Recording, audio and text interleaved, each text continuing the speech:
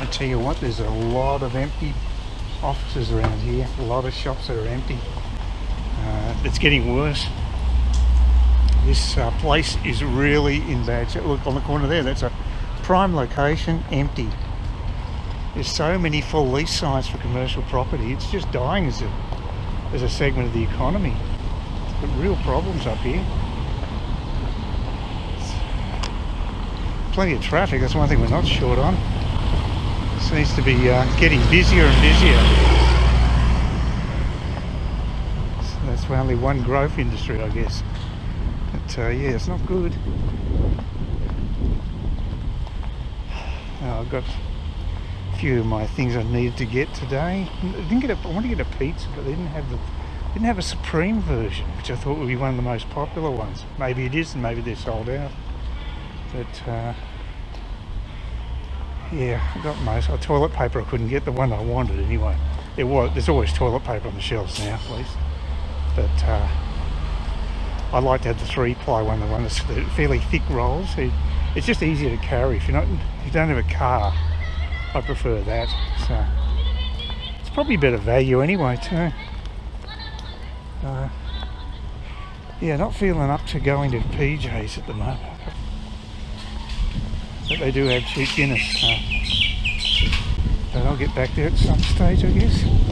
And as you can see, the amount of work they're doing on the footpaths is just everywhere. Just obviously a drive to get it all done while there's no tourists up here. And I mean, it doesn't make a lot of sense. It's a pain in the ass to walk around. I'm going to have another. I think I'll buy another bowl of the cheap gin. Even though I have to pay the FNQ surcharge of $2, still brings up to $35 a bottle, which is still dead cheap for gin. The other one that's cheapest to that is the what's the name of that? I don't like it. It's a pretty popular one. Gordon's. Gordon's is $38, but I don't even like Gordon's gin. It's crap. So I'm happy to pay less.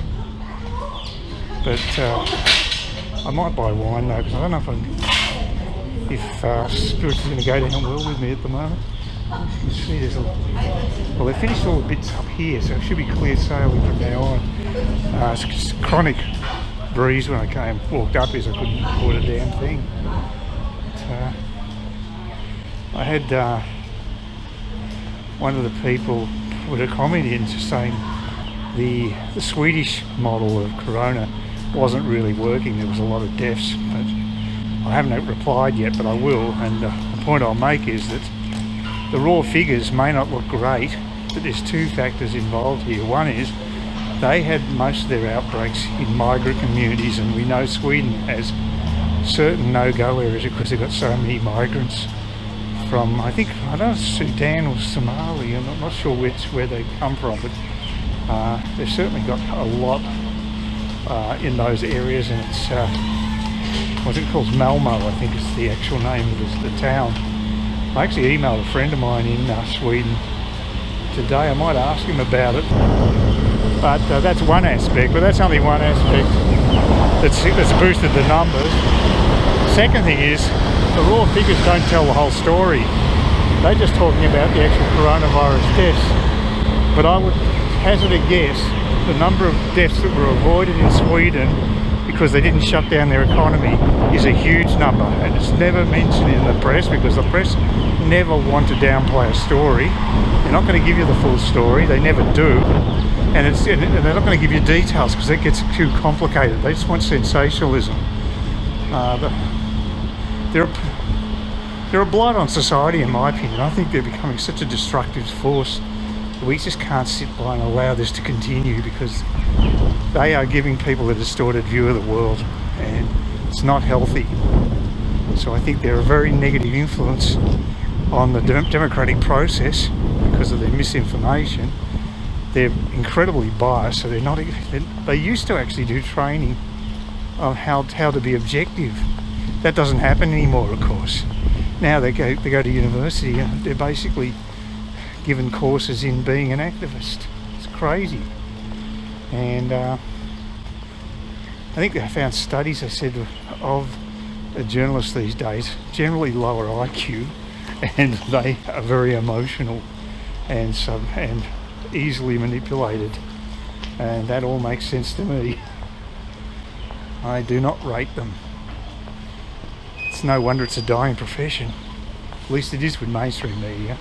It's flourishing quite well online because these people didn't go through that treadmill. Still got they got some ethics, and they try to do journalism. They try to get different sources. I always do that.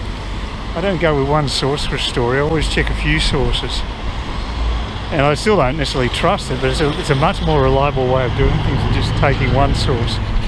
But a lot of these supposed journalists will just use rumour and innuendo as their basis for a story. It's just pathetic.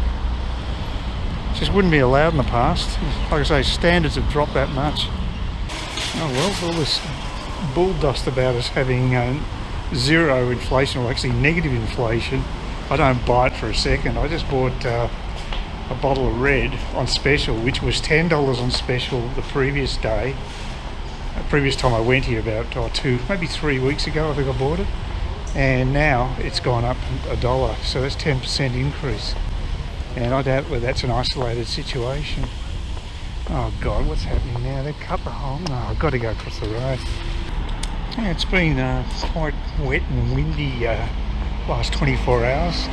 It's cleared up a little bit now, but Saturday, and it's okay.